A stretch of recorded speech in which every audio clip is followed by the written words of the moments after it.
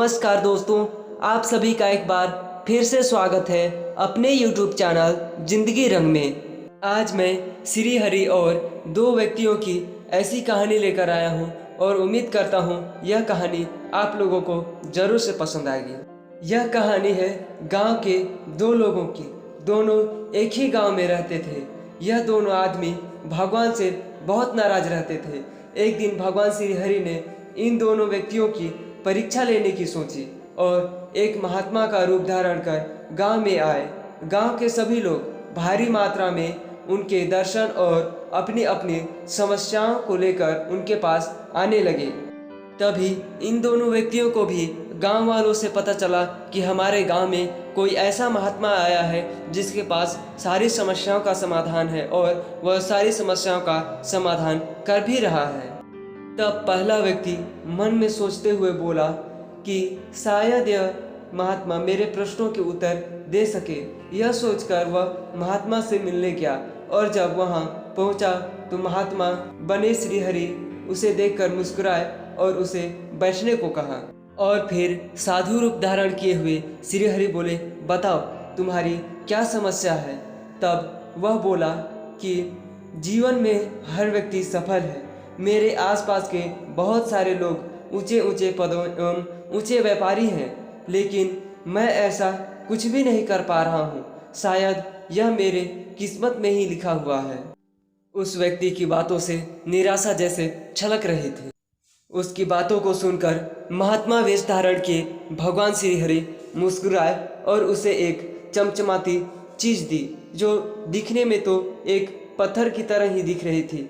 और श्री हरि बोले कि तुम बाजार में इसे लेकर जाओ और इसका मूल्य पता करके आओ, और याद रहे कि इसे बेचना नहीं है, सिर्फ इसका मूल्य ज्ञात करके तुम्हें वापस आना है।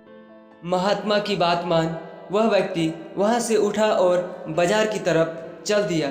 कुछ सोचते सोचते कुछ देर में चलते चलते वह बाजार में पहुंचा और बाजार में पहुंचकर सबसे पहले वह एक हलवाई की दुकान में गया।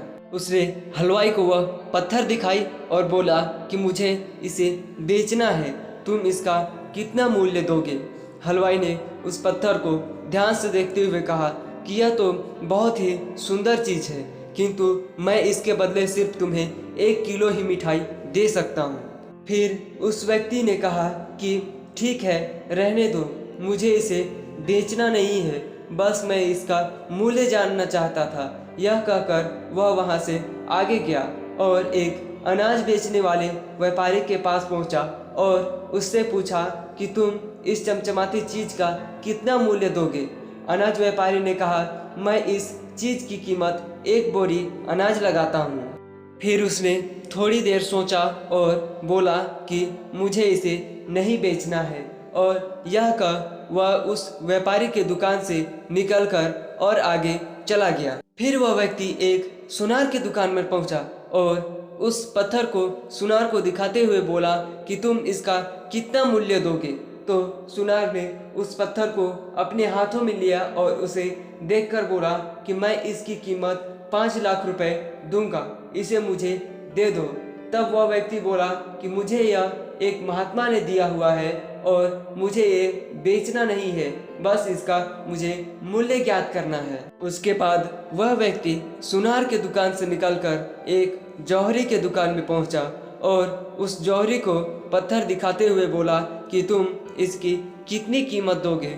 जौहरी ने उस पत्थर को ध्यान से देखा और उसकी नक्काशी को देखा और वह बोला कि मैं इस पत्थर का मूल्य तुम्हें 5 करोड़ रुपए दूंगा। फिर वह व्यक्ति बोला कि मुझे इस चीज को नहीं बेचना है।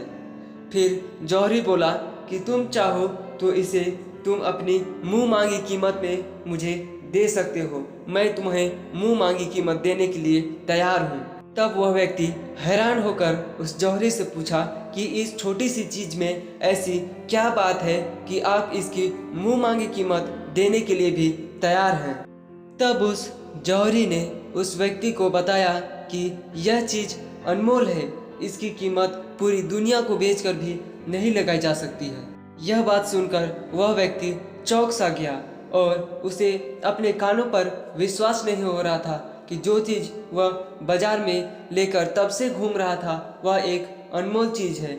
उस व्यक्ति ने जौहरी से दोबारा पूछा कि आप जो कह रहे हैं वह बिल्कुल सत्य है क्या? जौहरी ने हाँ में अपना सिर हिलाते हुए कहा कि चाहो तो तुम किसी अन्य जौहरी से भी इसके बारे में पूछ सकते हो। यह सुन वह व्यक्ति आश्चर्यचकित हुआ और वह तुरंत ही महात्मा के पास जाने के लिए मुड़ गया और वह महात्मा के पास पहुंचकर अपने साथ घटी हुई सारी घटनाओं को विस्तार पूर्वक महात्मा को कह सुनाया। उसकी बात सुनकर महात्मा बोले कि हलवाई ने इस चीज़ की कीमत 1 किलो मिठाई, अनाज व्यापारी ने 1 बोरी अनाज, सुनार ने 5 लाख रुपए और जौहरी ने इसे अनमोल बताया। यही स्थिति तुम्हारे जीवन की भी है कि तुम्हारे सामने वाला व्यक्ति तुम्हें उतने ही कीमत देगा, तुम्हें उतना ही सम्मान देगा जितनी उसकी क्षमता होगी, जितनी उसमें ज्ञान होगी, और उससे अधिक वह नहीं दे सकता। किसी दूसरे व्यक्ति के सोचने और न सोचने से तुम छोटे या बड़े नहीं हो जाओगे। तुम अपने आप को अपनी जिंदगी में किसी से कम मत समझना। इतने में वहाँ वह दूसरा व्यक्ति भी आ गया और उसने महात्मा के चरणों में प्रणाम किया और तब महात्मा ने उसे मुस्कुराकर आशीर्वाद दिया। फिर वह महात्मा रूपी श्री नारायण बोले कि बताओ तुम्हारी क्या समस्या है। तो उस व्यापारी ने कहा कि मैं एक व्यापारी हूँ और मैंने अपने व्यापार से इतना धन तो अर्जित कर ही लिया है कि मैं अपने पुत्रों की कोई भी ख्वाहिश पूरी कर सकता हूँ, लेकिन मुझे यह चिंता खाई जा रही है कि मेरे बाद मेरे पुत्र के संतानों का क्या होगा, मुझे उनकी चिंता है। तब श्री हरि मुस्कुराए और बोले कि चिंता से चतुराई घटे, दुख से घटे शरीर, पाप से धन लक्ष्मी घटे, कह गए दास कबीर। फिर महात्मा रूप धारण किए हुए भगवान श्री हरि ने उस व्यापारी को 5 किलो अनाज दिया और कहा कि इसे उस गरीब व्यक्ति को देना जो एक दिन के भोजन के लिए भी बहुत संघर्ष करता है, उसके बाद ही उसे भोजन मिल पाता है। उनकी बात मान वह व्यक्ति वहाँ से उठा और वह उस गरीब व्यक्ति की तलाश में चल पड़ा। उसे चलते चलते कुछ समय बीत चुका था और रास्ते में उसे एक झोपड़ी दिखाई दी। वह व्यक्ति उस झोपड़ी में गया और वहाँ के रहने वाले लोगों से कहा कि मैं आप लोगों के लिए यह अनाज लेकर आया हूँ, कृपया आप लोग इसे स्वीकार करें। पर उस परिवार के मुखिया ने कहा कि हमारे पास अपने भोजन की व्यवस्था है, अतः हम यह आपका अनाज स्वीकार नहीं कर सकते, आप किसी और को यह अनाज दे दीजिए। जब वह व्यक्ति वहाँ से निकला तो वह कुछ दूर चलकर देखा कि एक टूटी फूटी झोपड़ी है और वहाँ पर कुछ लोग भी हैं। तब वह उस झोपड़ी के पास गया और उन लोगों से कहा कि मैं आप लोगों को यह अनाज देना चाहता हूँ, आप लोग यह अनाज ले लीजिए। तब उस झोपड़ी में रहने वाले परिवार ने वह अनाज लेने से मना कर दिया और कहा कि आज की भोजन की व्यवस्था हमारे पास है। तब उस व्यक्ति ने कहा कि आज की भोजन की व्यवस्था है तो क्या हुआ, यह अनाज आपको कल काम आ जाएगा। तब उस परिवार के एक व्यक्ति ने कहा कि कल किसने देखा है, हम तो सिर्फ आज में जीते हैं।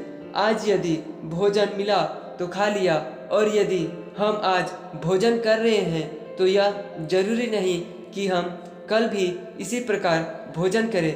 क्या पता कल क्या होगा, इसकी चिंता हम नहीं करते हैं। ऊपर वाला जो भी करेगा अच्छा करेगा।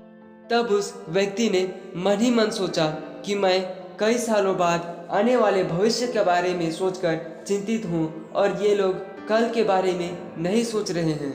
तब वह व्यक्ति तुरंत महात्मा के पास गया और उनके चरण पकड़ लिए और कहा कि हे महात्मा, मैं यह तो नहीं जानता कि आप कौन हैं।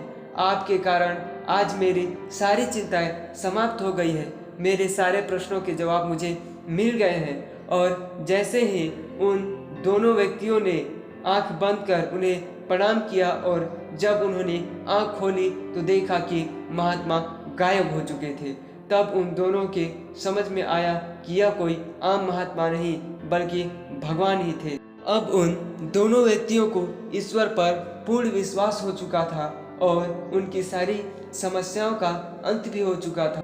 इन दोनों कहानियों से हमें दो सीख मिलती है। पहला कि किसी आदमी के सोचने से आप छोटे या बड़े नहीं हो जाओगे। मेरे दोस्त, वह आदमी आपको उतनी ही वैल्यू देगा, उतना ही समझ पाएगा जितनी उसकी औकात है। इसलिए आप अपनी तुलना किसी से मत कीजिए। और दूसरी सीख यह है कि कल की चिंता मत करो यार, आज में जियो, आज को एंजॉय करो, क्योंकि चिंता चिता का कारण है। आप सबको यह कहानी कैसी लगी कमेंट बॉक्स में ज़रूर बताएं और मैं आप लोगों के लिए इसी तरह की कहानी लाता रहूँगा। तो खुश रहिए, मस्त रहिए और अपने जीवन को एंजॉय कीजिए, अपने लाइफ को एंजॉय कीजिए। नमो नारायण।